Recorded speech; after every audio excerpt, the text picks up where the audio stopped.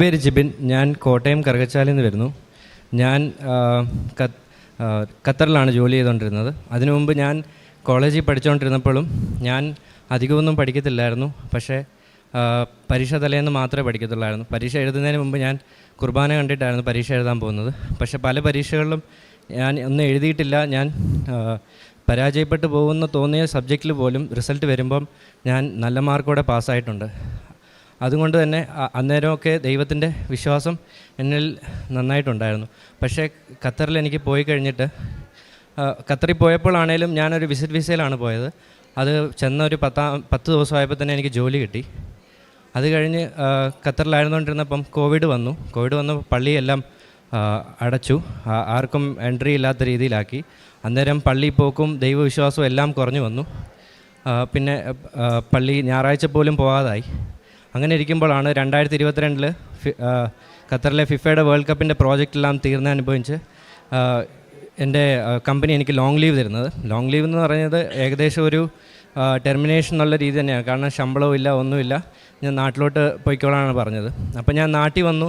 എന്ത് ചെയ്യണം എന്നറിയാതെ, വേറെ എങ്ങോട്ട് പോകണം എന്നറിയാതെ ഞാനിങ്ങനെ കൺഫ്യൂഷനിൽ നിന്നിരിക്കുമ്പോഴാണ് എൻ്റെ അമ്മയും എൻ്റെ അമ്മയുടെ സഹോദരിയും എന്നോട് പറയുന്നത്, കൃപാസനത്തിൽ പോയി മാതാവിനോട് പ്രാർത്ഥിച്ച് ഉടമ്പടി എടുത്ത് എന്ത് തീരുമാനം എടുക്കണമെന്നുള്ളത് മാതാവിനോട് അപേക്ഷിച്ച് പ്രാർത്ഥിക്കാൻ പറഞ്ഞത്. അപ്പോൾ ഞാൻ കൃപാസനത്തിൽ വന്നു. എന്നിട്ട് ഞാൻ അമ്മയോട് ഞാൻ ഉടമ്പടി വെച്ചു. അമ്മ എനിക്കൊരു വഴി കാണിച്ചാൽ, ഞാൻ എങ്ങോട്ടാണ് പോകേണ്ടത്, ഞാൻ എന്താ ചെയ്യേണ്ടതെന്നൊരു വഴി കാണിച്ചാൽ. അങ്ങനെ ഞാൻ ഉടമ്പടി എടുത്ത് തിരിച്ച് വീട്ടിൽ ചെന്ന് കഴിഞ്ഞ് ഞാനിങ്ങനെ കുറേ അന്വേഷിച്ച് ഇങ്ങനെ നിന്നപ്പോൾ എനിക്ക് പല രീതിയിലും എന്നോട് മാതാവും ദൈവവും എന്നെ അറിയിച്ചത് ജർമ്മനിയിലേക്ക് മാസ്റ്റേഴ്സ് എടുക്കാൻ പോകാനാണ് കാണിച്ചത്. കാരണം എനിക്ക് എൻ്റെ മാർക്കും ഉണ്ടായിരുന്നു. പിന്നെ എൻ്റെ പണ്ട് തൊട്ടുള്ള ആഗ്രഹം അതായതുകൊണ്ട് അത് തന്നെ മുമ്പോട്ടെടുക്കാൻ ദൈവം എന്നെ പ്രേരിപ്പിച്ചു. ഞാനങ്ങനെ ജർമ്മനിക്കുള്ള പേപ്പർ വർക്കെല്ലാം സ്റ്റാർട്ട് ചെയ്ത് അത് കഴിഞ്ഞപ്പോഴത്തേക്ക് എൻ്റെ പേപ്പർ വർക്കെല്ലാം ഡിലേ ആയി. ഒരു 6 മാസം 7 മാസമായിട്ടും സർട്ടിഫിക്കറ്റ് വെരിഫിക്കേഷൻ ഒന്നും നടക്കുന്നില്ല. അപ്പോഴാണ് എനിക്ക് കുറച്ച് പേപ്പർ ഞാൻ ഉടമ്പടി പത്രം കൊടുക്കാൻ ബാക്കിയുണ്ടെന്ന് ഞാൻ തിരിച്ചറിയുന്നതും, ഞാനത് കൊണ്ട് കൊടുത്തത് ഉടനെ എനിക്ക് എൻ്റെ സർട്ടിഫിക്കറ്റ് വെരിഫിക്കേഷൻ എല്ലാം നടക്കുന്നു. പക്ഷേ ജൂൺ ആയതുകൊണ്ട് എനിക്ക് ആപ്ലിക്കേഷനൊന്നും കൊടുക്കാൻ പറ്റുന്നില്ല. എൻ്റെ കൊടുത്തതാണ് ലേറ്റ് സബ്മിഷൻസ് ആണേലും റിജക്ഷനായി. അങ്ങനെ ഞാൻ വിഷമിച്ചിരിക്കുമ്പോഴാണ് എന്ത് ചെയ്യണമെന്നറിയില്ല. അപ്പം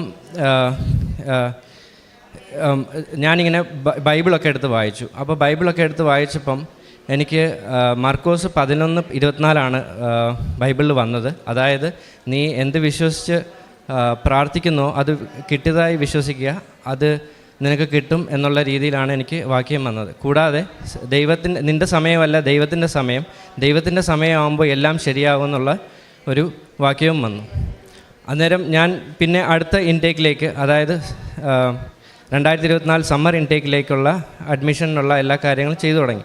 അതിൻ്റെ ഇടയ്ക്ക് തന്നെ എനിക്ക് എൻ്റെ പഴയ കമ്പനിയിൽ നിന്ന് ഖത്തറിൽ നിന്ന് വിളി വന്നു, തിരിച്ച് ജോലിക്ക് ജോയിൻ ചെയ്യണമെന്നുള്ള ഇതിൽ. അപ്പം ആകെ കൺഫ്യൂഷനായി.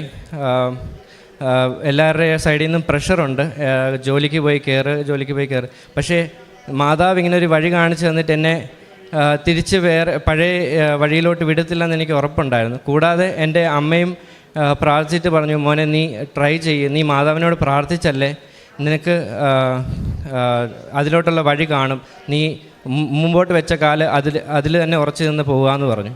അങ്ങനെ ഇരിക്കുമ്പോഴാണ് ഞാൻ ഒക്ടോബറിൽ വന്ന് വീണ്ടും ഉടമ്പടി പുതുക്കി കഴിഞ്ഞ് എനിക്ക് ഡിസംബർ ആകുമ്പോഴത്തേക്ക് എനിക്ക് ഒരു അഡ്മിറ്റ് വരുന്നുണ്ട്. ജർമ്മനിയിലെ പബ്ലിക് യൂണിവേഴ്സിറ്റിയിൽ നിന്ന് അഡ്മിറ്റ് വരുന്നു. പക്ഷേ ഞാൻ ടെൻഷനായി. കാരണം അതിനകത്ത് കുറച്ച് റിക്വയർമെൻറ്റ്സ് ഉണ്ടായിരുന്നു. അത് ജർമ്മൻ ലാംഗ്വേജിലാണ് കുറച്ച് സബ്ജക്ട്സ് പാസ്സാവണമെന്നുള്ള റിക്വയർമെൻറ്റ് വരുന്നത്. അപ്പോൾ അത് പഠിപ്പിക്കുന്ന ജർമ്മൻ ലാംഗ്വേജിലാണ്. അപ്പോൾ ഞാൻ എന്ത് ചെയ്യണമെന്ന് അറിയാതെ ഞാൻ ഇരുന്ന് പ്രാർത്ഥിച്ചു, ദൈവമേ എനിക്ക് എന്താ ഈ വഴി കാണിച്ചെന്ന്, ഇത് ശരിയാണോ, ഞാൻ എടുത്താൽ ശരിയാവുമോ, എനിക്ക് ജർമ്മൻ അറിയാതെ ഞാൻ എങ്ങനെ അത് പോയി പാസ്സാവും എന്നിരിക്കുമ്പോഴാണ് അടുത്ത ദിവസം തന്നെ എനിക്ക് അതേ യൂണിവേഴ്സിറ്റിയിൽ ഫുൾ ഇംഗ്ലീഷിലുള്ള കോഴ്സ് കിട്ടുന്നത്. അങ്ങനെ ഞാനത് ആക്സെപ്റ്റ് ചെയ്യുന്നു. ഞാൻ രണ്ടാമത്തെ ഉടമ്പടി പുതുക്കിയപ്പോൾ എനിക്കൊരു അഡ്മിറ്റ് കിട്ടി. എനിക്ക് എൻ്റെ എല്ലാ ഫൈനാൻഷ്യലായിട്ടുള്ള കാര്യങ്ങൾ ശരിയായി. എനിക്ക് ബുദ്ധിമുട്ടൊന്നുമില്ലാതെ പോകാൻ പറ്റണം എന്നുള്ളതാണ് ഞാൻ ഉടമ്പടി രണ്ടാമത് പുതുക്കിയപ്പോൾ എടുത്തത്.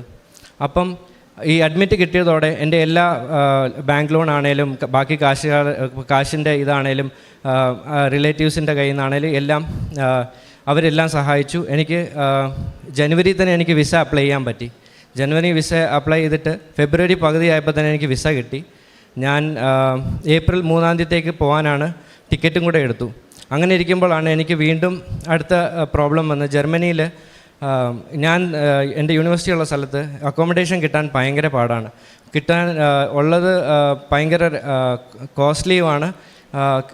അതും കൂടാതെ കിട്ടാനും പാടാണ്. അങ്ങനെ ഇരിക്കുമ്പോൾ ഞാനിവിടെ 7-ാം തീയതി വന്നിങ്ങനെ സാക്ഷ്യം പറയാനിരിക്കുമ്പോഴാണ് എനിക്കൊരു 3 ദിവസം മുമ്പ് വളരെ ചീപ്പായിട്ട് ഒരു നല്ലൊരു റൂം തന്നെ എനിക്ക് ദൈവം അനുഗ്രഹിച്ചു തന്നു. അതായത് ദൈവത്തിൻ്റെ സമയത്ത് ദൈവം എനിക്ക് വേണ്ട പോലെ എല്ലാം അനുഗ്രഹങ്ങൾ തന്നിട്ടുണ്ട്.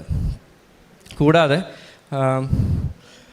ഞാൻ ഉടമ്പടി എടുത്തതോടെ എനിക്ക് ഉള്ള വിശ്വാസം എന്താണെന്ന് വെച്ചാൽ ഞാൻ കുറേ കൂടെ ഡിസിപ്ലിൻഡായി. രാവിലെ എണീക്കാനും പ്രാർത്ഥിക്കാനും ദൈവത്തെ വിശ്വസിക്കാനും നല്ല കാര്യങ്ങൾ ചെയ്യാനും തെറ്റുകളിൽ നിന്ന് ഒഴിഞ്ഞു മാറാനും പിന്നെ മറ്റുള്ളവരിൽ നന്മ കാണാനും മറ്റുള്ളവരെ ക്ഷമിക്കാനും എൻ്റെ ക്ഷമകൾ അത് ഏറ്റുപറഞ്ഞ് ക്ഷമാപണം ചോദിക്കാനുമുള്ള കഴിവ് ദൈവം എനിക്ക് തന്നിട്ടുണ്ട്.